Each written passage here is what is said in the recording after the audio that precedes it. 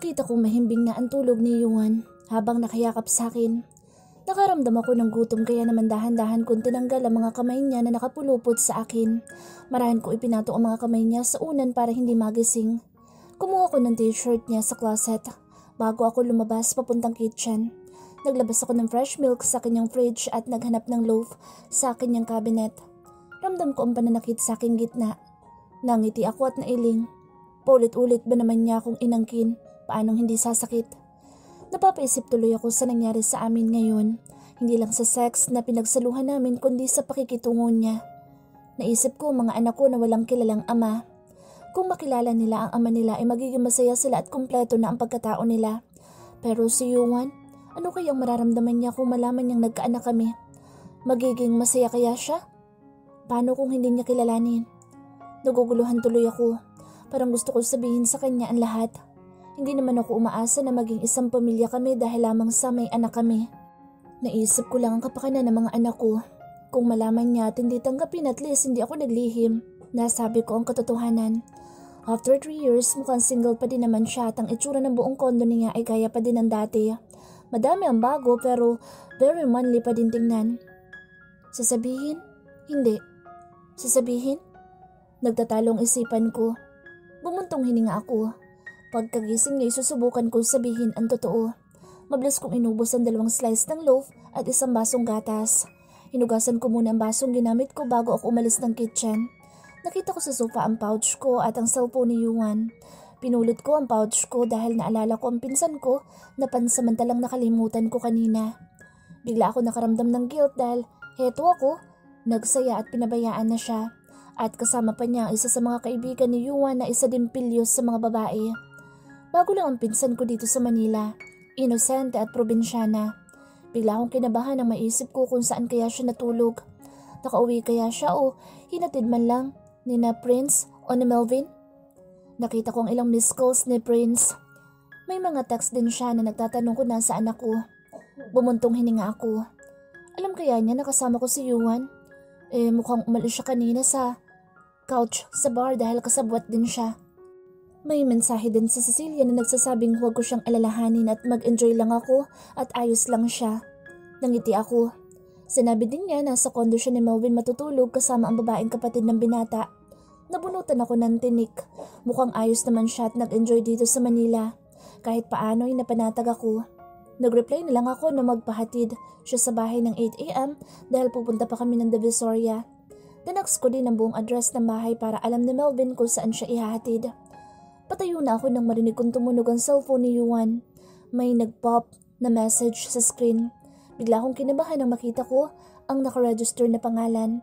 Nagdalawang isip pa ako kung titingnan ko ba ito o hindi pero my inner thoughts told me to check it. Walang password ang cellphone ni Yuan.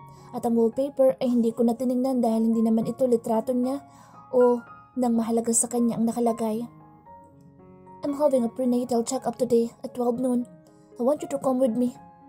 Yan ang mensahe sa kanya. Parang mas lalo ako nanghina at nawala ng lakas.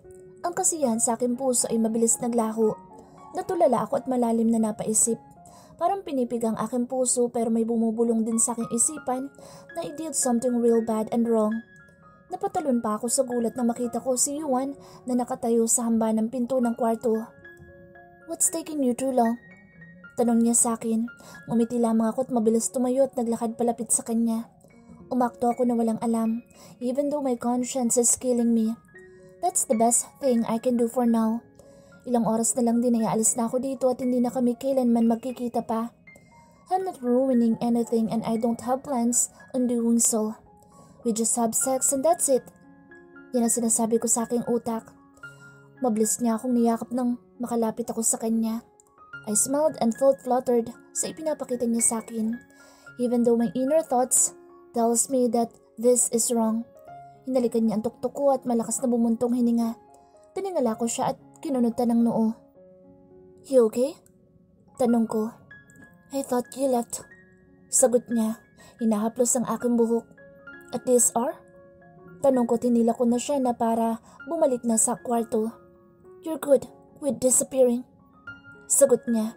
Pakiramdam ko ay may laman ang sinabi niya pero dahil preoccupied ang isip ko ay hindi ko na lang inabala pang alamin ang sinasabi niya. Paano ko aalis ng walang panty at bra? Wika ko sa kanya. Pwede naman. Sagot niya na tumatawa. Niyakap ko siya sa tagiliran. Tinignan niya ako at nangingiti. Nagniningning ang mga mata niya habang nakatingin sa akin. Tinitigan ko siya. Naisip ko na hindi ko na siya ulit makikita. Nagbago ng isip ko. Kung kanina'y plano kong sabihin ang tungkol sa mga anak namin, ngayon hindi na. Ayokong makagulo ng pamilya lalo na't mukhang nagsisimula na din siya ng pamilya. Hindi ko na siya sisisihin man dahil dinala niya ako dito kahit may mahal na siya. Kasalanan ko din naman yun dahil hindi ko muna inalam bago ko ibinigay ang sarili ko sa kanya. Ngayon ko lang ulit pinagbigyan ang sarili ko. I know I've done something wrong but I'm just a human. I'm not perfect. I want to ask him but I didn't bother. Baka paalisin niya ako. Nanamnamin ko na lang ang ilang oras na kasama siya. Aakto na lang ako na walang alam. Nahiga na ulit kami sa kama habang yakap niya ako sa kanyang mga bisig. Mahigpit niya akong yakap na tila ba ayaw akong makawala. Sure ka? Nakaya mo na ha? Ilang beses ko nang tanong kay Cecilia dito sa terminal ng bus. Pina-waybill namin ang mga binili namin sa Divisoria para bukas ay makarating na ng Cagayan Valley. Dadiretso na din ako sa Naiya para sa pag-uwi ko ng Cagayan. Kulang 1 oras lang kasi ang biyahe kapag eroplano. Kumpara sa land trip na aabutin ng mahigit 12 hours. Kailangan ko kasing umuwi kahit na makalawa pa. Dapat ang uwi namin. Tumawag si nanay kanina na dinala daw nila sa ospital si Alexa kanina.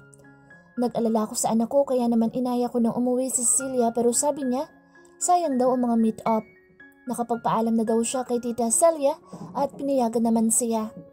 May mga ilan pang kulang na stocks. Konti lang ang napamili namin ngayon. May mga kikitain pa kami bukas ng mga possible customers. Ipapakita namin ang mga actual samples sa kanila ng aming macrameds. Sumama ka na lang kaya? Ipaschedule na natin. After 2 weeks ang meet up. Wika ko sa kanya. Ayos lang ako ate. Kampante niyang sagot. Bumuntong hininga ko. Gamitin mo ang Waze para sa mga lugar. Tapos pwede ka din mag-taxi na lang.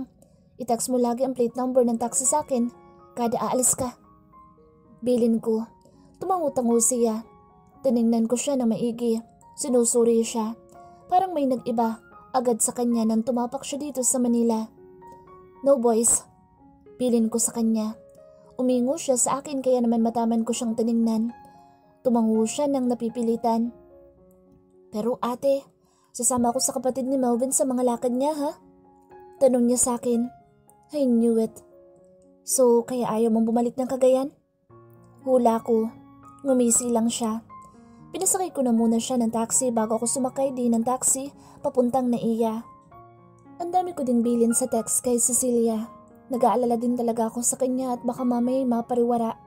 Hindi ko pa nakilala ang kapatid ni Melvin pero kung party girl siya at gaya ng ibang mayayaman ay baka hayaan lang na malasing si Cecilia. Nag-text na din ako kay Prince na baka pwede tingnan siya. Hinihintay ko na lang ang reply. 6:00 na ng gabi nang makarating ako sa ospital na kinaroroonan ng aking anak. Mahimbing ang tulog niya. Tila pagod na pagod ang mukha at maputla din siya. Naluluha pa ako habang hinahaplos sa mukha niya. My poor baby. Kawawa naman. Nakaswero ang kanyang kamay at namumula na din ang paligid ng plaster. Makakalabas na din siya bukas anak. Sabi ng doktor kanina. Basta tuloy-tuloy na maging okay. Wika ni nanay habang hinahaplos ang likod ko. Tumango ako. Sobrang nataranta talaga ako kanina na biglang tumirik ang mata niya. Pasensya ka na anak. Hingi ng despensa ni nanay. Ayos lang nay. Mabuti at nasugod niyo agad siya. Umupo ako sa stool na katabi ng hospital bed. Cecilia? Tanong ni nanay. Lumingalinga pa siya. May kikitain pa na customer bukas, nay. Sagot ko. Hindi ko nasasabihin pan talagang gusto magpaiwan doon ni Cecilia dahil gusto maranasan ang buhay sa syudad ng ilang araw. Mommy? Agad kong dinaluhan ng anak ko na makitang gising na siya. Ang higpit ng yakap sa akin ng anak ko na tila ba sobrang na-miss niya ako. Nalungkot tuloy ako dahil pakiramdam ko kaya siya nilagnat ay dahil nanibago na wala ako sa tabi nila ng kanyang kambal. Kinaumagahan ay nakalabas din si Alexa ng ospital. Masagla na siya at makulit na naman. Laking pasasalamat ko sa Diyos at maayos na siya. Namiss ko na din ang kambal niya at sabi ni nanay ay lagi akong tinatanong. Hindi ko tuloy alam kung paano ako aalis next week para sa pagpunta ulit ng Manila. Mommy! Matinis, nasigaw ni Alexis nang makita kaming pababa ng tricycle. Malaki ang ngiti niya at mabilis itong tumakbo upang yumakap sa akin. You miss Mommy? Tanong ko sa kanya. Tumango siya at yumakap ulit ng mahigpit. Natawa ako. Sa kanilang dalawa ni Alexa ay siyang independent. Pero ngayon, nakakatuwa tingnan dahil umasal siya ngayon base sa edad niya. Papa? Wika niya na akala ko'y guni-guni ko lang. Papa? Ulit pa niya. Nagkatinginan ang tatlong matanda. Nagkamot ng ulo si Tita Celia. Let's go inside now. Let's eat. Wika niya sa mga bata. Nang makapasok na kami sa bahay, ay saka siya nagsalita. Hinayaan muna namin ang kambal na maglaro para hindi marinig ang pag-uusapan namin. Pasensya na kayo. Kahapon kasi, nanood kami ng drama. Madami namang salita pero hindi ko alam bakit tumatak ang salitang papa sa kanya. Wika niya. Bumuntong hininga ako at tiningnan ng aking mga anak. Dati ay tatay lang naman ang alam nilang salita. Pero ngayon, papa na. Paano kung sa susunod na mga araw ay malaman nila kung ano ba ang papa? Magtatanong kaya sila o hahanapin sa akin ang kanilang ama? Ngayon ko lang din naisip kung gaano nangungulila ngayon ang puso ko. Pagpunta namin dito 3 taon na ang nakalipas ay sinikap kong kalimutan siya. Pero hindi ko sukat akalain na magkikita kami ulit at magkakasama. Pakiramdam ko tuloy may malaking piraso ng puso ko ang nawala ngayong bumalik ako dito sa Cagayan. Nang makatulog ang kambal, kinahaponan ay tinext ko si Cecilia kung kumusta ang lakad niya.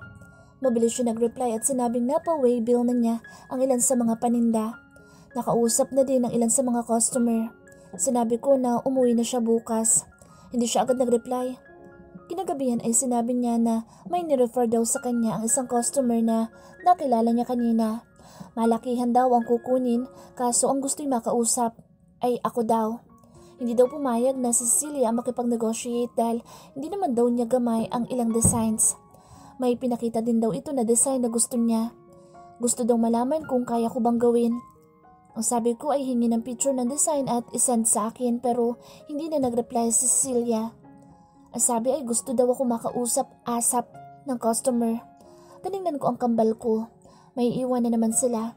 Pero kung dito lalago ang negosyo na sinisimulan ko ay tiis na lang muna sa mga konting sakripisyo. Para din naman ito sa kanila.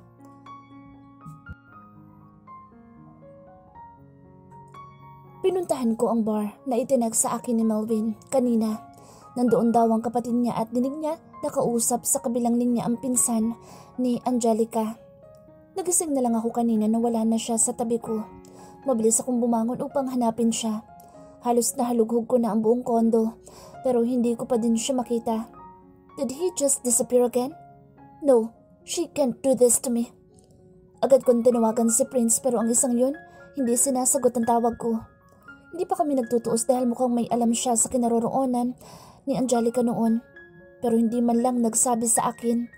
Kung hindi ko lang dinig kahapon ang usapan ng mga empleyado na nakita nila si Angelica sa isang coffee shop kasama si Prince, ay hindi ko pa malalaman. That jerk, mukhang may gusto pa kay Angelica. Nakailang ring na ang kabilang linya pero hindi pa din siya sumasagot. Sarado ang bahay ni na Angelica kaya naisip ko na baka hindi na sila dito tumutuloy. Agad kong pinuntahan si Prince sa kanyang kondo pero wala din siya doon. Mukhang magkasama sila. I feel so frustrated and I don't even have Angelica's number. Hindi ko alam kung paano ko siya makakontak. Hindi pa kami nakakapag-usap. That's what I get instead of talking to her sincerely. We made love instead. What the hell, man? You look terrible. Wika ni Alan nang dumating ako sa bar. Agad kong tinungga ang isang shot ng tequila na nakalapag sa table. Did you see her? Tanong ko habang iginagala ko ang aking mga mata. Tumawa si Alan at Melvin kaya naman sinamaan ko sila ng tingin. We haven't seen her. Ang pinsan lang niya ang nandito kasama ng kapatid ko. Bumuntong hininga ko. Baka susunod siya dito. Yun ang nasa isip ko. What's up? Nilangon ko si Prince na bagong dating. Nginisian niya ako tiningnan ng may pangasar. Damn you! Mura ko sa kanya. Umiling siya at sumalampak sa sofa na katapat ko. He didn't do anything. Maang niyang salita. You can fool me, asshole. Where is she? Tanong ko sa kanya. Ikaw ang kasama niya kagabi. Bakit sa akin mo tinatanong?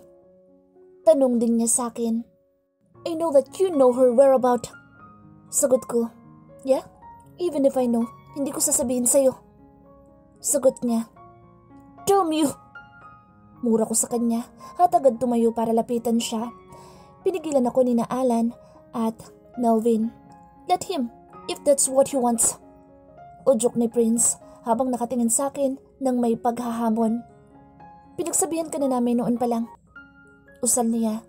Tila pinapaalala niya sa akin ang mga lagi nilang sinasabi noon. Napaupo ko sa couch at natahimik. Tahimik ng buhay niya. Huwag mo na siyang guluhin. Wika niya. Angelica's mine. Mariin ko sagot. Tumawa siya. Si Melvin at Alan ay tahimik lang din. Alam kong maging sila'y nasa panig ni Prince. Sa'yo pa ba siya? Mapang-uyam niyang tanong. Napakuyumus ako ng aking kamay. Pinagsabihan ka na namin noon pa. She's a woman and not your war. Dagdag pa niya. Pumikit ako. Mukhang wala akong mapapala na tulong kay Prince. Hindi ka nakinig sa amin. Lagi naming ipinapaalala sa'yo yan lagi. But what are you doing? You just make her less of a woman.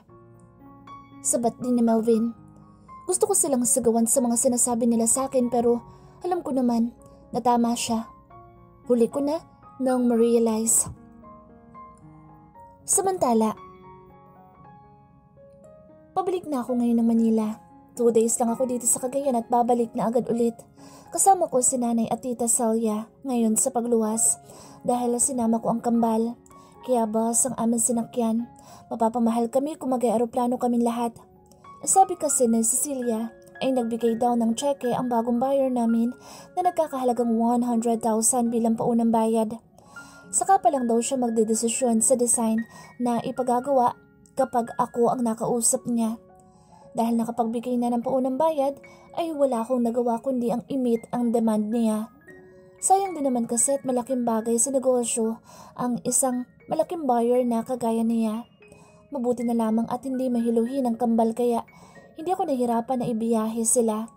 Natulog lang sila at gumigising sa stopover para kumain. The next call si Cecilia. 12:00 dapat nasa bahay ka na. Huwag kang magpakalasing. Yes ate, thank you. Bago mag-5 ay nakarating na kami sa bahay. Gising na din ang mga bata. Tila excited sa lugar na bago sa paningin nila. Sleep muna kayo. Pasyal tayo sa mall mamaya. Bilin ko sa kanila bago ko pinatulog sa kwarto ko. Malinis ng bahay at mukhang nakapaglinis naman si Cecilia. Kahit alam kong puyat siya ay nasikaso niya kami. Pinagluto kami ng almusal. Ay ate, heto pala ang number ng buyer. Sabi niya sabay abot sa akin ng isang maliit na piraso ng papel kung saan nakasulat ang numero. Nakakunot ang noo ko habang nakatingin sa papel. Wala man lang nakasulat na pangalan. Anong pangalan ng buyer? Tanong ko. Hindi siya agad nagsalita. Yana ate. Sagot niya. Sige, message ko siya mamaya. Sagot ko at pinagpatuloy na ang pagkain ko. Hindi ko na nagawang umidlip. Inayos ko mga designs at sample na nasa clear book. Sinugurado ko na presentable kapag ipinakita ko na sa mga customers o buyer. To Miss Yana. Good day, ma'am. Si Angelica po ito from Dreamcatcher. Wala pang 5 minuto ay nag-reply na siya. Hello, miss. I hope you could free your schedule today. I want to settle our transaction today at 9 a.m. Yan ang reply niya sa akin. Napakunot ang noo ko. Napakaaga naman niya makipagkita. Plano ko sanang dalhin sa mall ang mga bata at 3 p.m. na makipag-meet. Sasabihin ko na sana kung pwede mag-adjust ng time kaso naalala ko na may payment na pala siya. Okay ma'am, see you. Can't wait to see you. Napakunot ang noo ko sa reply niya. Siguro, very friendly ang isang to. Isip-isip ko.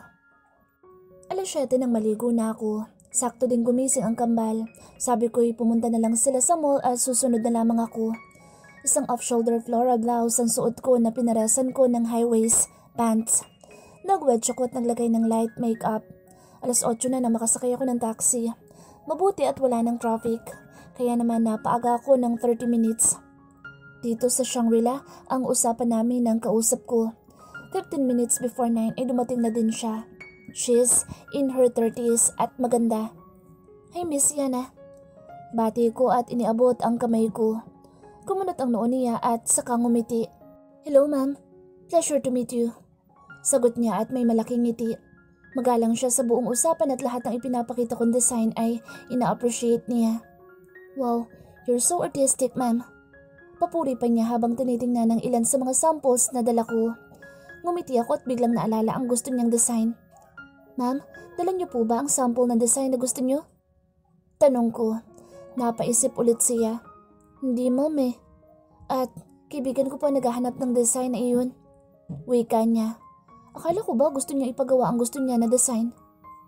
Pwede mo po siyang kitain ma'am. During lunchtime po. Dagdag niya. Mukhang hindi ko makakasama sa pamamasyal ang mga bata ngayon. Magdadahilan sana ako pero umurong nang marinig ko ang sinabi niya.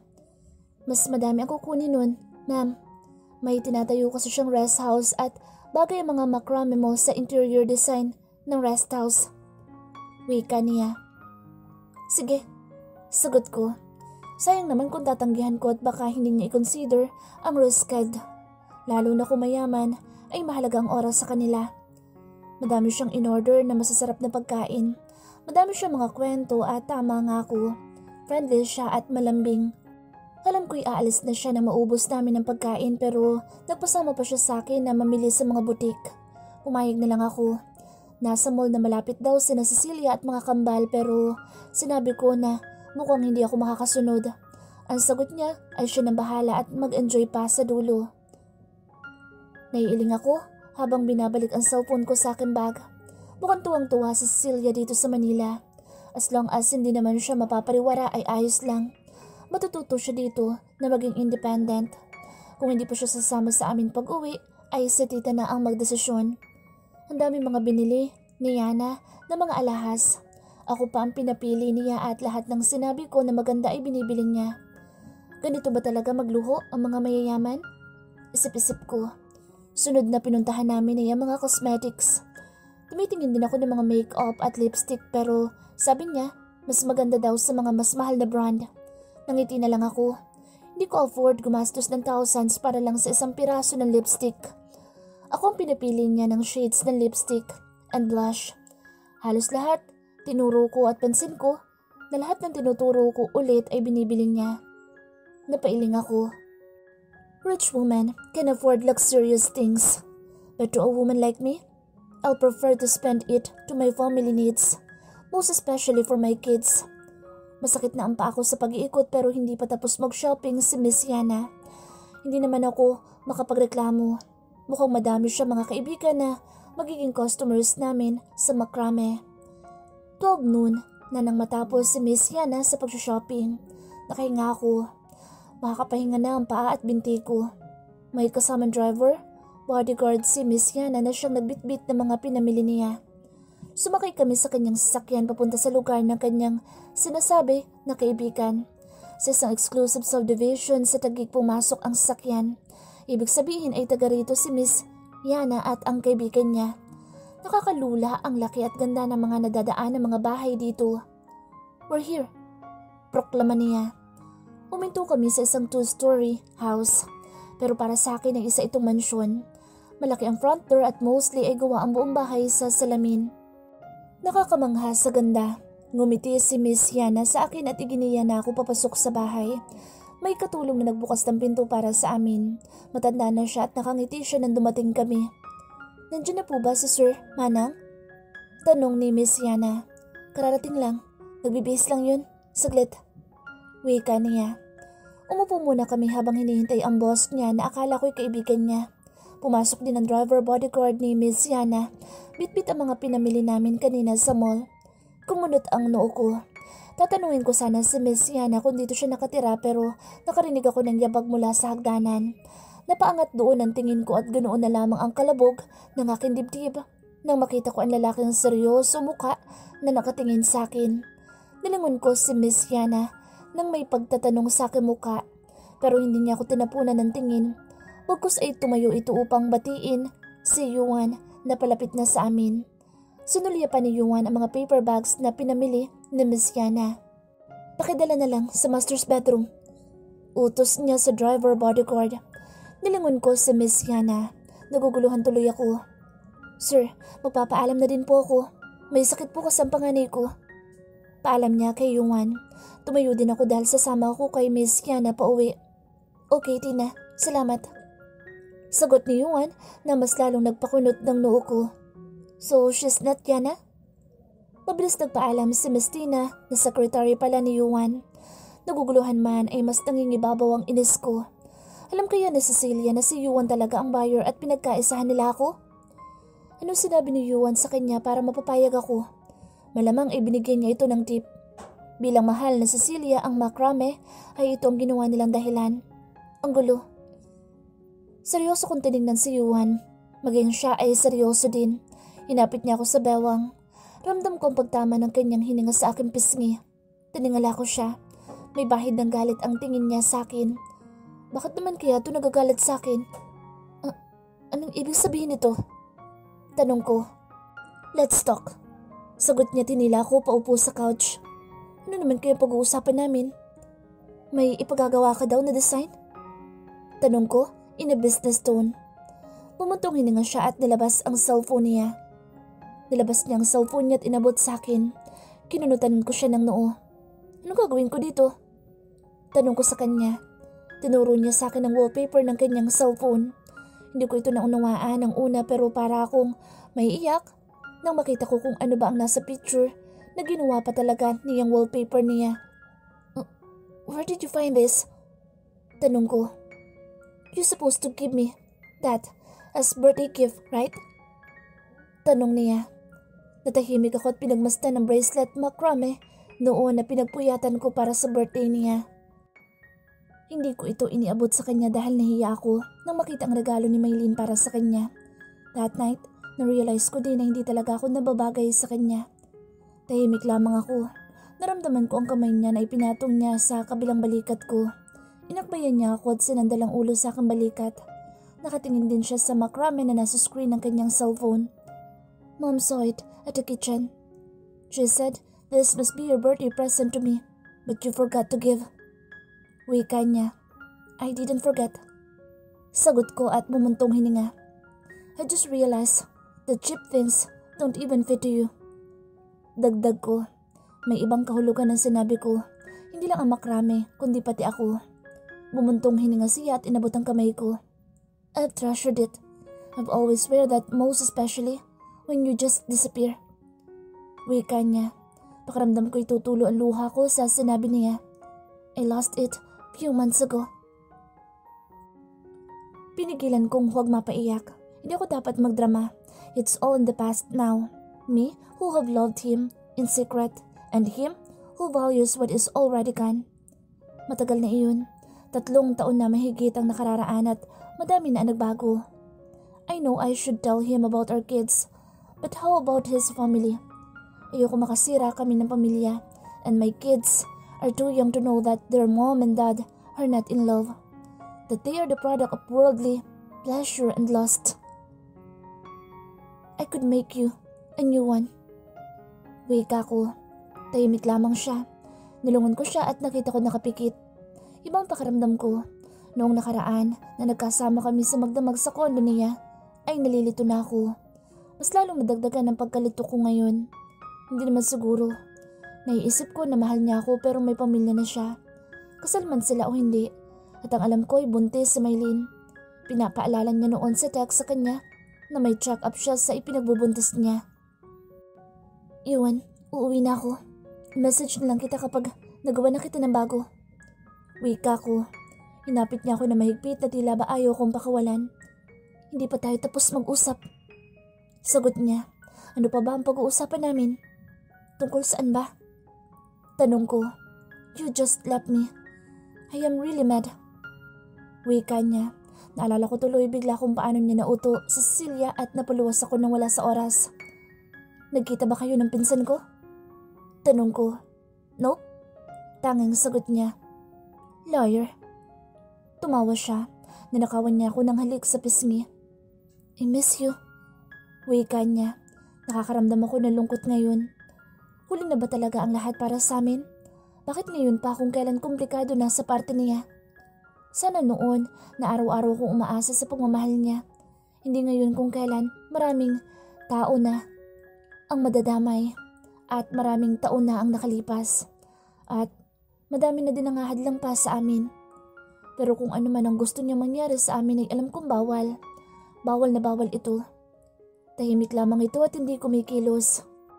Gusto ko sanang sabihin sa kanya kung gaano ko siya minahal noon, na kahit anong lamig ng pakikitungo niya sa akin, sa kabila ng ugnayan namin sa kama noon, ay minamahal ko pa din siya. Hindi ako kumilos. Nanghina ako ng makaramdam ng kakaibang kuryente sa tagal ng pagkakadikit ng aming katawan. Hindi na ako komportable at nararamdaman kong konti na lang ay hindi na ako makapagpipigil. Tumayo ako, pero hindi ako nakawala sa kanyang mga bisig. Maigpit ang kanyang pagkakayakap sa akin. "Don't leave." Bulong niya sa akin. Nakikiusap ang pagkakabigkas niya. "Yuan, this is wrong." Halos bulong lang ang pagkakabigkas ko dahil nagtatalo na ang isip at puso ko. Sabi ng puso ko ay tama ito. Wala man sinasabi si Yuan pero sa ikinikilos at ipinapakita niya ay mahalaga na ako sa kanya. May puwang na ako sa buhay niya. Ito ang matagal ko nang inaasam. Bakit ngayon pa? Tumingala ako na magsimula ng mangilid ang mga luha ko. Ayokong umiyak. Hindi ako mahina. Hindi na din ako marupok. Huli na ang gabi na pinagsaluhan namin at hindi na yun dapat maulit pa. Nakatayo ako at nakayakap siya sa likod ko habang nakaupo sa couch. Bumubulong na huwag ko siyang iwanan. Tumulo ang luha ko at hindi ko na nakayanan. Humarap ako sa kanya at mabilis ko siyang sinunggaban ng halik. Natigilan pa siya pero kalaunan ay sinuklian din niya ako ng yakap. Hinapit niya ako ng mahigpit sa bawang at ang kamay ko naman ay nakahawak sa kanyang panga.